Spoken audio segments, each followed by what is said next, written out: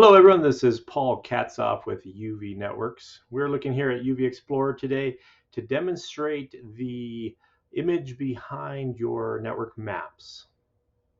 So for most of you, your network maps has created a design or diagram, just like the one on the screen here. And what we'd like to do is add in an image behind this topology. So go over here to the right side, there's a background image layer button on the bottom right. You can then right click and select add image. Go ahead through your devices and choose your layout. And then you can drag this up and scale it up as needed.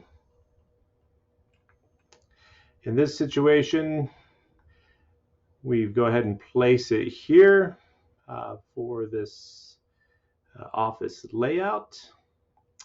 And what you can do then is you switch back to the network topology layer, and that allows you to manually move these devices to where they need to go.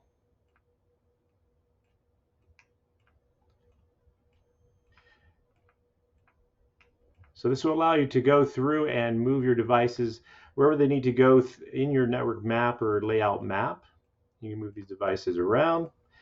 This was set up a little better before, but as you can see, it did change a little bit.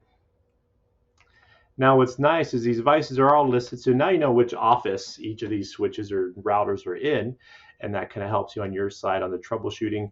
You also have your other device that's not connected up here. If you know where this is, you can go ahead and place it to where it should be as well.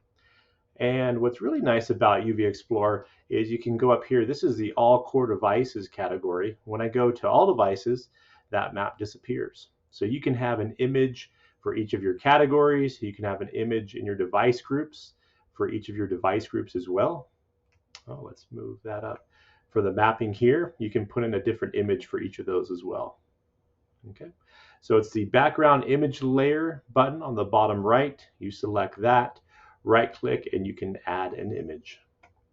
If you have any questions, please reach out to us at support@uvnets.com. We're here to help you in your network topology. Thank you.